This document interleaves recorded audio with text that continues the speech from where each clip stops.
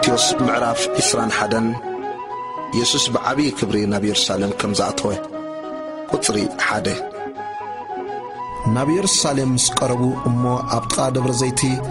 ናብ ዘላ ቤት ፋጌ ምስ መጹ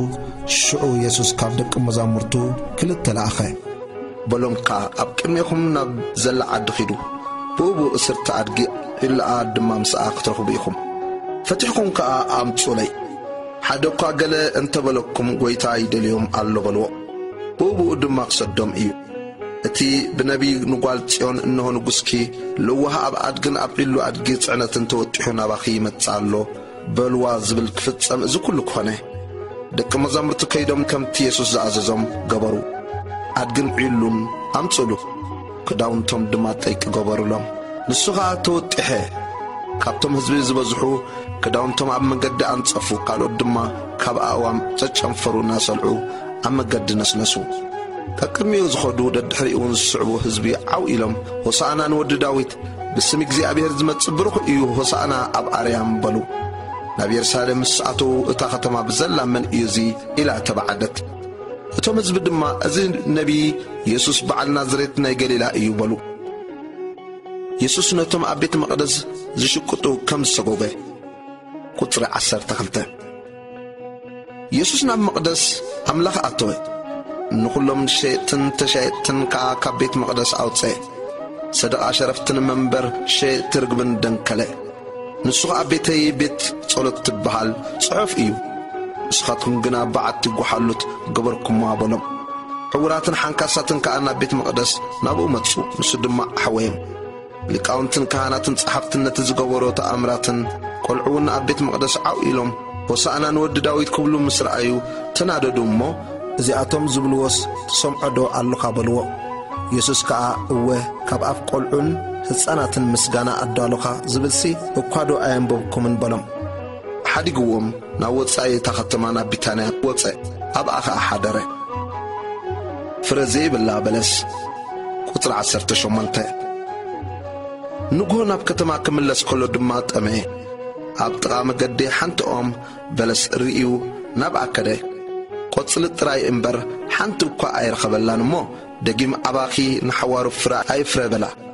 እታ ኦም በለስ ብኡብኡ ነቐጸት ደቀ መዛሙርቱ ሪኦም እዛ ኦም በለስ ከመይ ኢላ ሕጅን ነቐጸት ኢሎም ተገረሙ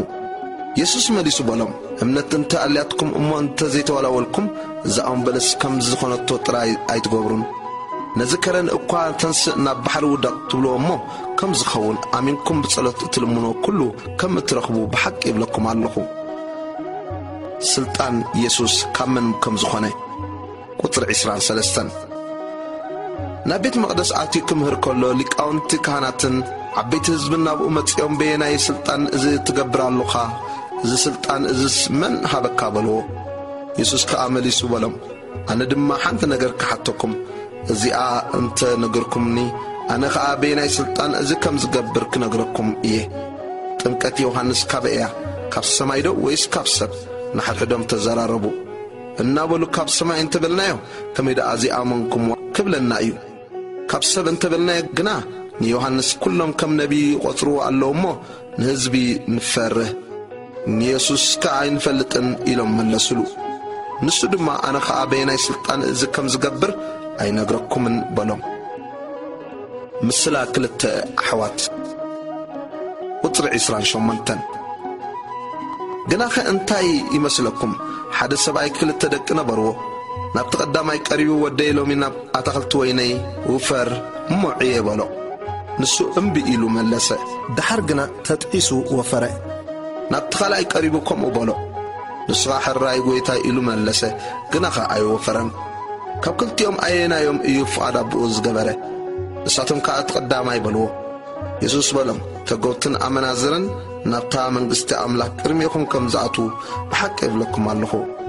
ዮሐንስ ብቕኑዕ መገዲ ናባኻትኩም መጺኡ ነበረ እሞ ተጐብትን ኣመናዝርን ደኣ ኣመንዎ እምበር ንስኻትኩም ሲ ኣይኣመንኩምዎን ንስኻትኩም ግና ነዚ ርኢኹም ክትኣምንዎ ድሓር እኳ ኣይተጠዓስኩምን ምስላ ሓረስቶት ኣታኽልቲ ወይኒ ቁጽሪ 33 ካልእ ምስላ ስምዑ ኣታኽልቲ ወይኒ ዝተኸለ በዓል ቤት ነበረ ሓጹር ሓጸሮ محمتل دما كعتلو جنبون سرحلو نعيت بمجس هيبوهم كأ نبكال هاجر جشة جزء فريات مسبتها فريقو كم تسولو باروتو نابتم عيت تلاخه توم عيت تخا نتوم باروت حيزم نقليهم وقعهم نقليهم قتلوهم نقليهم بأمن تشفلقهم كم بحدش كابتم قدامت زبز حكالوت باروت لاخه ناتاتم دماكم وقبروهم ود أتاو نوديسي يحفرو قدي يخونو إلو ودو لاخه توم عيت نتي ودو مصر أيوه نحد حدهم ازي اتوراسي ايو نعو نقتلو أمر رستو نحاز تبهالو حيزم كاب بوتا تخلت ويني نواتسايا وتسيوم قتلوه اتقوي تا تخلت ويني متسس نتوم عايتي اتيوم انتاك قبرم ايو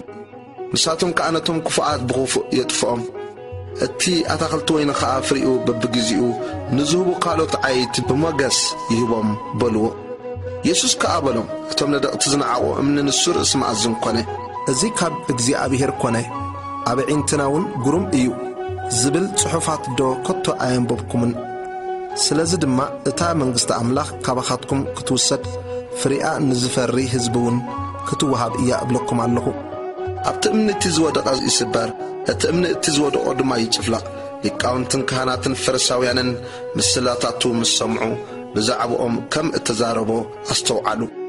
كحزواد ما دليو قناخا أبتم هزبي كم نبي نبرا مو ناتاتهم فرهو